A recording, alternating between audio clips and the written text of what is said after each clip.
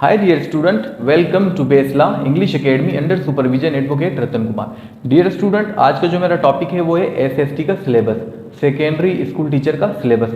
तो dear student, जैसा कि हम सब जानते हैं कि सिंध पब्लिक सर्विस कमीशन ने लास्ट टाइम एसएसटी के सिलेबस को चेंज कर दिया।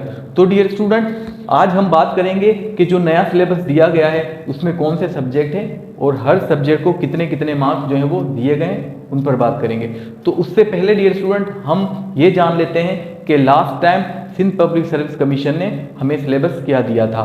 तो एसएसटी का जो लास्ट टाइम पर हमारे पास सिलेबस था जनरल कैटेगरीज का, उसके सब्जेक्ट कुछ इस तरह से थे: Urdu, English, Islamiyat, Pakistan study and civic. तो डी स्टूडेंट, ये 5 सब्जेक्ट हमें लास्ट टाइम दिए गए थे और ये 5 सब्जेक्ट जो हैं हर एक सब्जेक्ट को 20 मार्क दिए गए थे। तो डी स्टूडेंट, अगर हम बात करें नए सिलेबस की, तो डी स्टूडेंट नए सिलेबस में हमारे पास जो है सबसे जो पहला सब्जेक्ट है वो है इंग्लिश, और इंग्लिश के पोर्शन को 30 मार्क्स पर मुश्तमिल किया गया है। यानी कि इंग्लिश का जो पोर्शन है अगर आप उसको कर लेते हैं पेपर में से तो आपको 30 मार्क्स दिए जाएंगे। डियर स्टूडेंट, उसके बाद हमारे पास सेकंड सब्जेक्ट हमारे पास है पाकिस्तान स्टडी। तो डियर स्टूडेंट, पाकिस्तान स्टडी का जो हमारे पास सब्जेक्ट है इसको भी 30 मार्क्स पर मुश्तमिल किया गया है। यानी कि अगर आप पाकिस्तान स्टडी का पोर्शन हल कर लेते हैं तो आपको 30 मार्क्स दिए जाएंगे। तो डियर स्टूडेंट, सबसे अच्छी बात यह है कि अगर सिर्फ आप इंग्लिश और पाकिस्तान स्टडी की अच्छे से तैयारी कर लेते हैं तो आप 60 मार्क्स सेव कर सकते हैं, यानी कि 60 मार्क्स उठा सकते हैं, यानी कि आप पेपर को क्वालिफाई कर सकते हैं एसएसटी के पेपर को।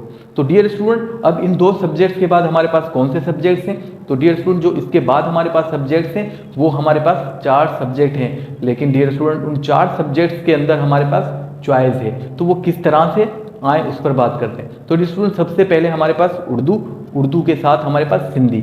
यानी कि अगर आप उर्दू करना चाहते हैं तो आप उर्दू करें, अगर आप सिंधी करना चाहते हैं तो आप सिंधी करें। तो ये 2 सब्जेक्टों के बीच में हमारे पास चॉइस है, आप उर्दू लें या सिंधी लें, लेकिन आपको कोई भी एक सब्जेक्ट को हल करने से मार्क्स सिर्फ 20 मिलेंगे, यानी कि 20 मार्क्स। तो डियर स्टूडेंट, उसके बाद 2 सब्जेक्ट दूसरे हैं हमारे पास, वो इस्लामियात और सिविक। यानी कि अगर आप सिविक चॉइस करते हैं तो आप सिविक ले सकते हैं, अगर आप इस्लामियत को चॉइस करते हैं तो आप इस्लामियत का सब्जेक्ट ले सकते हैं। और इन दोनों सब्जेक्ट में से भी आपको सिर्फ एक सब्जेक्ट करना होगा और वो सब्जेक्ट करने के आपको 20 मार्क्स मिलेंगे।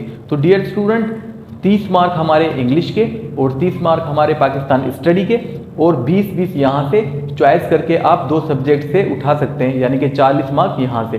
तो 60 और 40 100 मार्क का टोटल पेपर बनता है। तो डियर स्टूडेंट, दिल लगाकर मेहनत करें और फोकस ज़्यादातर पाकिस्तान स्टडी पर और इंग्लिश पर रखें, क्योंकि इसके 30 मार्क्स हैं। और उसके अलावा जो सब्जेक्ट आपको इजी लगते हैं चॉइस में, उनमें से इजी सब्जेक्ट उठाएं और उसकी तैयारी भी करें। तो dear student, thank you very much.